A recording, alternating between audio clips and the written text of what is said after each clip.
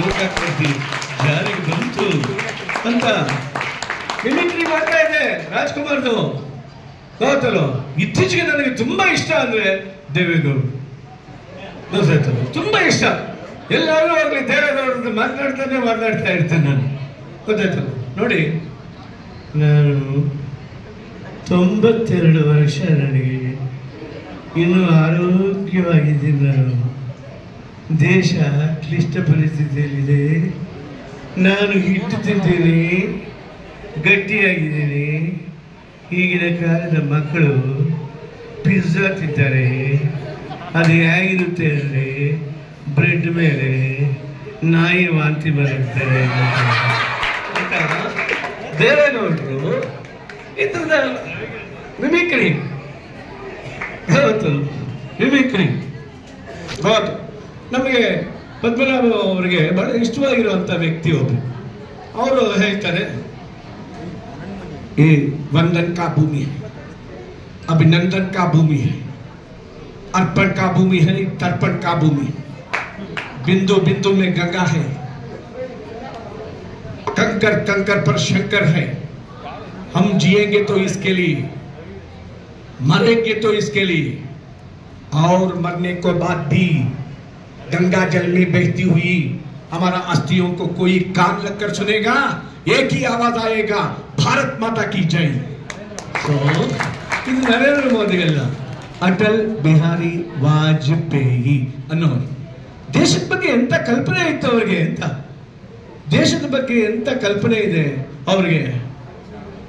ಭಾರತ್ ಜಮೀನ್ ಕಾ ಟುಕಡಾ ನಹೀ ಹೈ, ಜೀತಾ ಜಾಗತಾ ರಾಷ್ಟ್ರ ಪುರುಷ ಹೈ, ಕಾಶ್ಮೀರ್ ಅಂತ ಈ ತರ ಹೇಳ್ತಾ ಇದ್ರು. ಅವೆಲ್ಲ ನೋಡಿ ಕಲ್ತ್ಕೊಂಡಿರೋದು ನಾನು. ಅವ್ರ ಎದುರುಗಡೆ ಕುಳಿತುಕೊಂಡು ಭಾಷಣಗಳನ್ನು ಕೇಳಿದಂಥ ಅವಕಾಶ ಸಿಕ್ಕಿತ್ತು ನನಗೆ. ಆ ರೀತಿ ಇದ್ದಂಥವರು ಅಂತ ಅವರ ದೇಶಭಕ್ತಿಯಲ್ಲಿ ನಂಬರ್ 1 ಪದ್ಮನಾಭ ಅವರು ನನಗೆ ವಾಟ್ಸಪ್ಪಲ್ಲಿ ದೇಶದ ಬಗ್ಗೆ ಮಾತ್ರ ದಿನ ಕಳಿಸ್ತಾರೆ. ನಾನು ದಿನ ಅದನ್ನು ನೋಡಿಸ್ತಾ ಇದ್ದೀನಿ. ಎಷ್ಟೇ ಆಗಲಿ ಅಭಿನಂದನೀಯರವರು. ನೋಡಿ, ಇವಾಗ ದೇಶದ ಪರಿಸ್ಥಿತಿ ಯಾವ ಥರ ಇದೆ ನಿಮಗೆಲ್ಲ ಗೊತ್ತಿದೆ. ನಮ್ಮ ಜಯಶೀಲನ್ ಅವ್ರನ್ನ ನೋಡಿದಾಗ, ಆ ಮೀಸೆ ನೋಡಿದಾಗ ಇವರು ಆರ್ಮಿ ಅವರೇನೋ ಅನ್ಕೊಂಡೆ. ಗೊತ್ತೇ, ಅವ್ರ ಆರ್ಮಿಯಲ್ಲಿ ಇರಲಿಲ್ಲ, ಆದರೆ ಆರ್ಮಿ ಥರ ಕಾಣ್ತಾರೆ. ಗೊತ್ತು ಯಾಕೆ ಅಂತ ಹೇಳಿದ್ರೆ, ನೋಡಿ ಈಗ ಸೈನಿಕರು ಹೋಗಿದ್ದಾರೆ, ಗೊತ್ತಾಯ್ತು.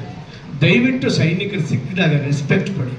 ಗೊತ್ತಲ್ಲ, ಅವರು ಎಲ್ಲೋ ಅಕಸ್ಮಾತ್ ನಿಂತಿರ್ತಾರೆ ಅಂತ, ಎಲ್ಲಿಗೆ ಹೋಗ್ಬೇಕು ಅಂತ ಏನಾದರೂ ವೆಹಿಕಲಲ್ಲಿ ಇದ್ದರೆ ಅವ್ರು ಕೂಡಿಸ್ಕೊಂಡು ಅವ್ರು ಎಲ್ಲಿಗೆ ಹೋಗ್ಬೇಕನ್ನ ತಲುಪಿಸಿ ಅವ್ರನ್ನ ಕಾಪಾಡಿ. ಯಾಕೆ ಅಂತ ಹೇಳಿದ್ರೆ, ಅವರ ಮಕ್ಕಳನ್ನ ಅನಾಥರನ್ನಾಗಿ ಅವ್ರು ಮಾಡಿ, ನಮ್ಮ ಮಕ್ಕಳನ್ನ ಅನಾಥರನ್ನಾಗಿ ಮಾಡದೆ ನಮ್ಮನ್ನು ಕಾಪಾಡ್ತಾ ಇರುವಂಥವ್ರು ಯೋಧರಲ್ವಾ. ಅವ್ರ ಲೈಫ್ ಸ್ಪ್ಯಾನ್ ಎಷ್ಟು ಗೊತ್ತಾ? ಆವ್ರೇಜ್ ಓನ್ಲಿ 24 ಇಯರ್ಸ್ ಅಷ್ಟೇ. ಅವ್ರ ಆವ್ರೇಜ್ ತೆಗೆದುಕೊಂಡ್ರೆ ಒಂದು 30-35 ಅಲ್ಲಿಂದ ತೆಗೆದುಕೊಂಡ್ರೆ ಬಹಳ ಜನ ಸತ್ತೋಗುವಂಥದ್ದು 24ರೊಳಗಾಗಿ ಸಾಯ್ತಾರೆ. ಅವ್ರ life span ಇರುವಂಥದ್ದೇ 24 hours. Our national flag, it flies in the sky not because of the blowing wind but because of the last breath of the soldiers.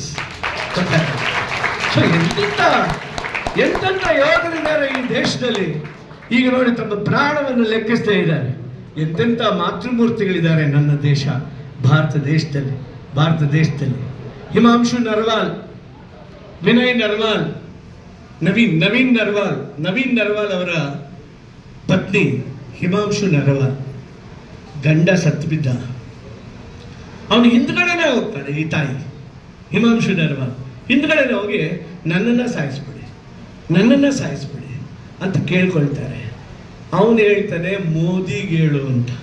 ಮೋದಿಗೆ ಹೇಳಿದ್ರೆ ಏನಾಗುತ್ತೆ ಅಂತ ಇವಾಗ ಗೊತ್ತಿದೆ.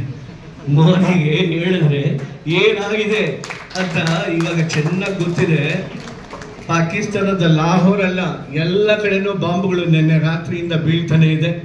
ಇನ್ನು ಅವ್ರು ಎದ್ದೇಳೋದಕ್ಕೂ ಕೂಡ ಸಾಧ್ಯ ಇಲ್ಲ. ನನ್ನ ದೇಶ ಅಷ್ಟೊಂದು ಸ್ಟ್ರಾಂಗ್ ಇದೆ ಅಂತ ನಮ್ಗೆಲ್ರಿಗೂ ಹೆಮ್ಮೆ ಆಗಬೇಕು ಅಂತ ಭಾರತ ದೇಶದಲ್ಲಿ ನಾವು ಹುಟ್ಟಿದ್ದೀವಿ. ಸೋಲ್ಜರ್ಸು ಏನು ತಮಾಷೆ ಅಲ್ಲ. ಅವರು ಲೆಟರ್ಸ್ ಬರೀತಾರೆ. ಒಬ್ಬರಿಗೆ ಹೆಂಡತಿಗೆ ಲೆಟರ್ ಬರೀತಾನೆ ಒಬ್ಬ ಯೋಧ. ನಾನು ಹೋಗ್ತಾ ಇದ್ದೀನಿ ಯುದ್ಧಕ್ಕೆ, ನಾಳೆ ತುಂಬ ಇಂಪಾರ್ಟೆಂಟ್ ಅಸೈನ್ಮೆಂಟ್ ಇದೆ,